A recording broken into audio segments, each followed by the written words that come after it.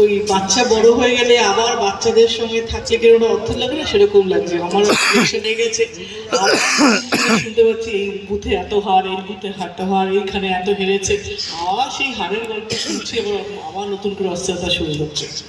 কিন্তু এটা ঠিক যে প্রত্যেককেই ধন্যবাদ যে এত ভালো রেজাল্ট করার জন্য আমাদের লোকসভা নির্বাচনে। কিন্তু লোকসভা নির্বাচন যেমন শেষ হয়ে গেছে, আনন্দ পর্ব শেষ হয়ে গেছে, যেমন আমাদের দুর্গাপুজো সেলিব্রেশন শেষ হয়ে যায়, সেরকম ওই আনন্দ এখন শেষ। এখন নতুন করে 26-এ নির্বাচনের প্রস্তুতি একদম শুরু। এরকম নয় যে ঠিক আছে এখনো দেরি আছে, এখনো দেরি আছে, দেরির জায়গা নেই। যে জায়গাগুলো খারাপ ছিল, যে জায়গাগুলো পৌঁছতে পারেনি রামপুরহাট বিশেষ করে, সেই জায়গাগুলোকে রিপেয়ার করতে করতে এখন সেই সময়টা আছে বলে এখন থেকে যদি রিপেয়ার করা যায় তাহলে আমরা 26-এ ভালো রেজাল্ট করব। এবং সত্যি তাই যে রামপুরহাটের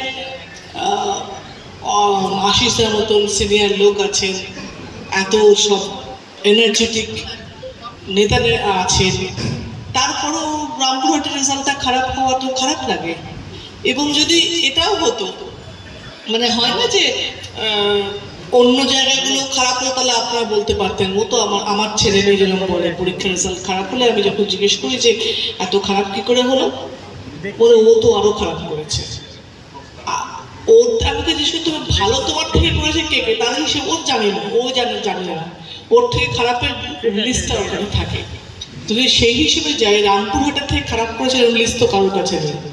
তো তাই জন্য আপনাকে আর আমার ছেলে মেয়ের মতন বলতে পারবেন না যে আমার থেকেও খারাপ কেউ করেছে। তো সেই জন্যে আমার ধারণা যে রামপুরহাটের সচেতন হওয়ার সময় এসে গেছে।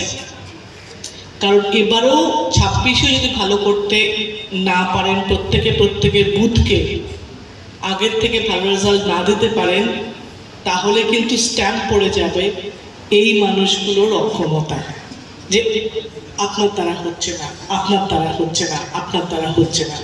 তো সেটা প্রত্যেকে সবসময় রাজনীতিতে এত বছরের অভিজ্ঞতা আমার একটাই কথা বারবার শিখেছি, যেগুলো যে আপনাকে নেতা হতে গেলে আপনাকে প্রমাণ দিয়ে নেতা হতে হবে। আপনি ভালো কাজ করেছেন একমাত্র নির্বাচনের জায়গা থেকে, রেজাল্ট কি করেছেন তাতে আপনাকে সেই ক্ষমতা, যে ক্ষমতা আপনাকে দল দিয়েছে সেই ক্ষমতাটাকে মেনে নেওয়া হবে।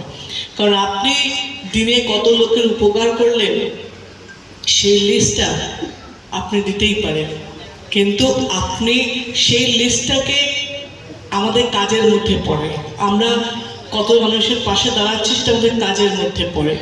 কিন্তু আমাদের বিচার হয় রেজাল্ট দিয়ে, সেটা সব ক্ষেত্রেই জীবনের হয়। সেগুলো এই ক্ষেত্রেও আমার মনে হয় যে আমাদের রেজাল্ট দেওয়াটা এবং প্রত্যেকের